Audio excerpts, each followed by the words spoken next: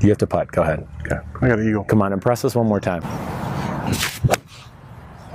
Oh, gosh. Oh, gosh. Just let me know when you want me to come to a game.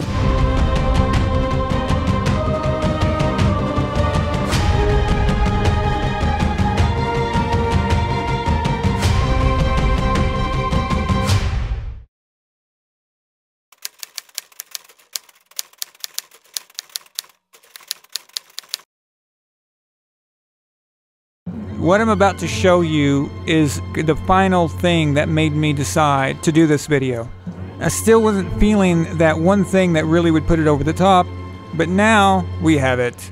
And Aaron is actually saying some very interesting and cool stuff, but Simms won't shut up.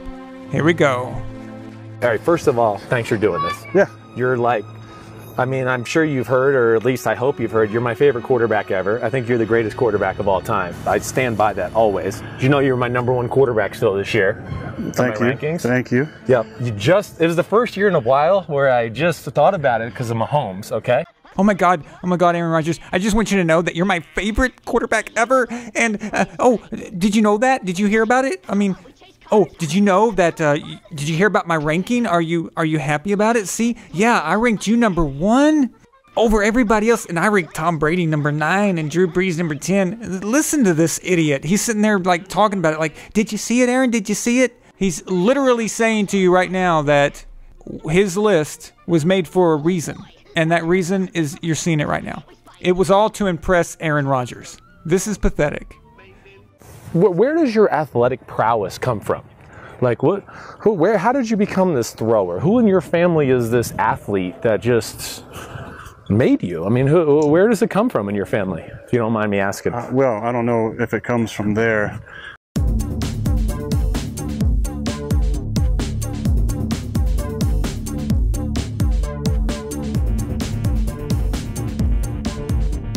Where does your athletic prowess come from? Who in your family? By the way, this segment is called Chris Simms Unbuttoned. For some reason, I'm starting to think that Chris Simms thought this meant pants unbuttoned, apparently. Who made you? You know, I'm always just been really intently watching Joe Montana and Steve Young. Studying their body Michael Jordan. mechanics. Like right. Everything though, watching how their routine before a game, watching how they go about a game, how they talk to the media, right. What kind of presence do they have. That's always been as interesting to me as, you know, the things that everybody sees is the other stuff. Studying their body mechanics? What the hell, Chris? Good, Aaron. Sit there and explain to him that no, you weren't watching their body mechanics. You were watching how to be a quarterback, you douche.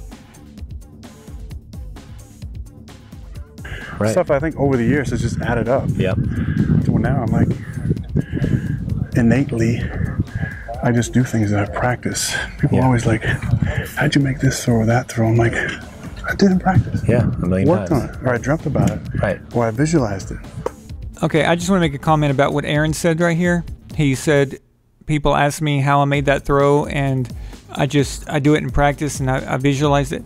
That doesn't sound like the same Aaron I remember.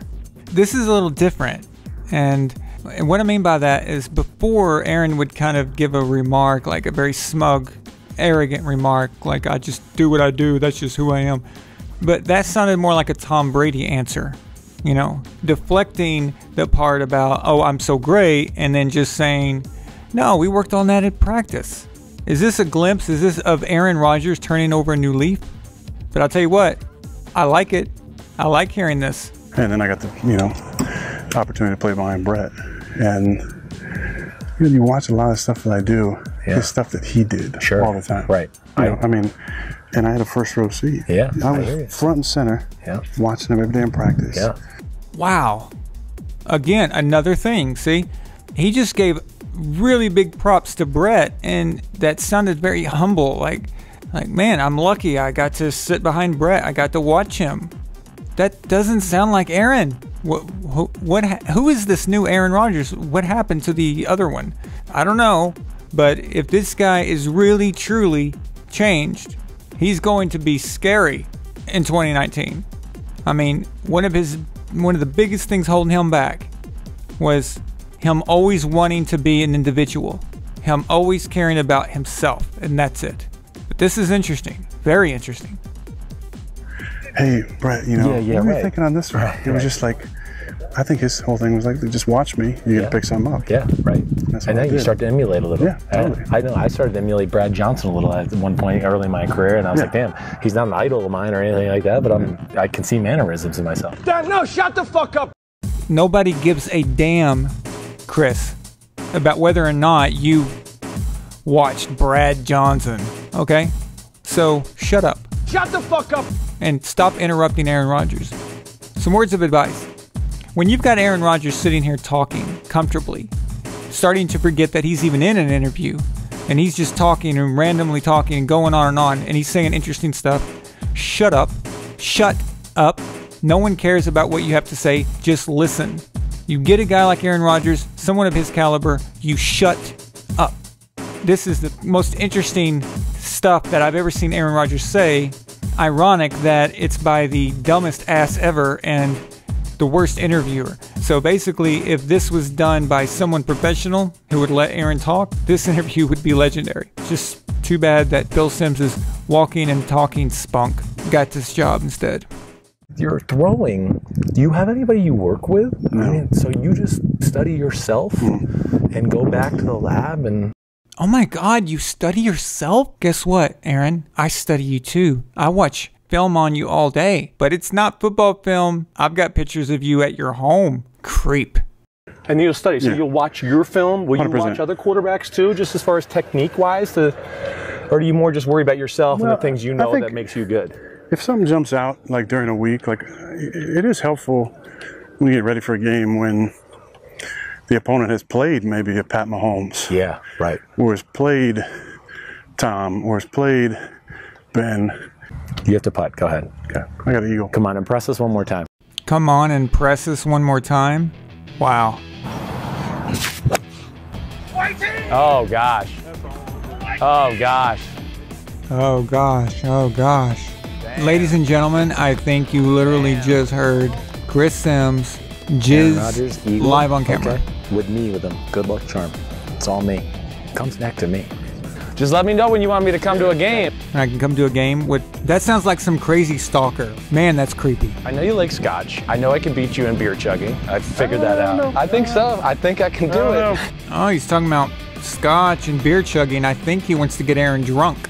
I'm not implying anything. I'm just saying that he wants to get him drunk. That's all I'm saying. What do you binge watch? Any sweets or foods? Or are you like what's your vices in life, if you don't mind me asking? Sweets or foods that you eat, so I can send them to you as a gift and put Rohypnol in them.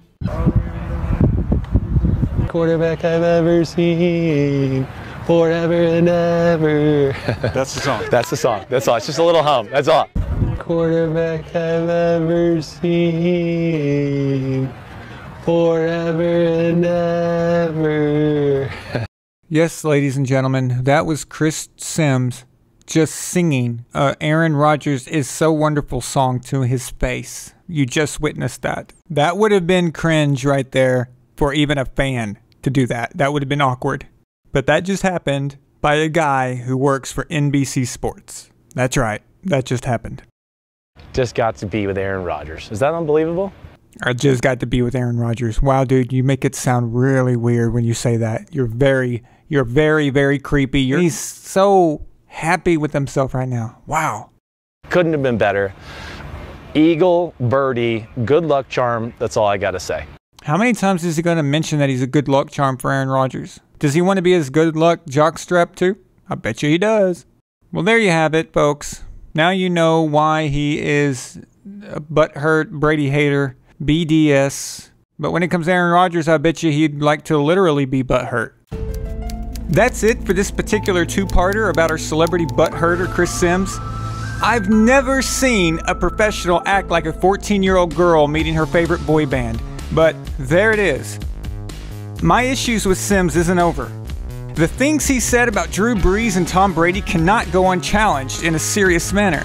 Now, this was just more of a comedic side of it, but his list has become so well known, it must be answered. I will also be making a list of my own. A proper list that is actually based in reality. Not in Chris's Madden fantasy world where Aaron Rodgers has wings and every other quarterback except for Mahomes are high schoolers. And also, I have no sponsors, well, yet, so I decided, why not sponsor myself? If you would like to support the channel in more ways, you can visit our Patreon in the description of this video. You can also purchase merchandise from us, which, if you send a picture of yourself with it, I will put it in the next video. You can also support by purchasing music, which all links for these is in the description. You guys are awesome, and you have no idea how appreciative I am that you always comment and interact with me. I am really enjoying this work, all because of you guys.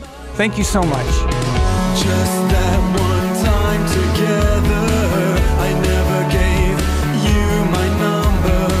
So how did you find me on your own?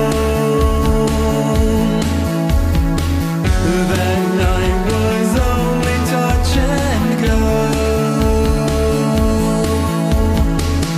You say if you can't have me, then no one else can. Oh no.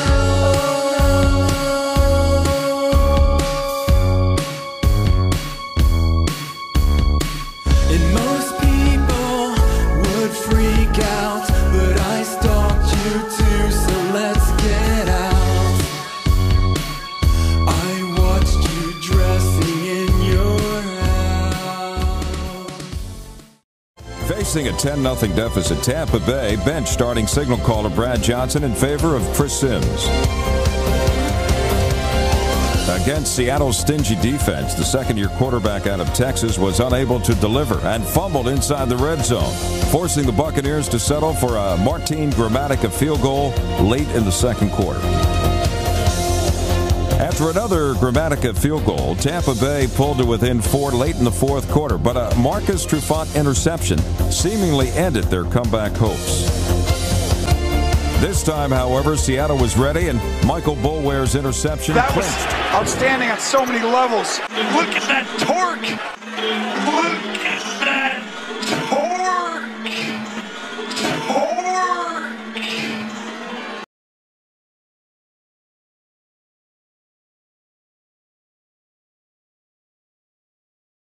Quarterback I've ever seen, forever and ever. On Allen Sports.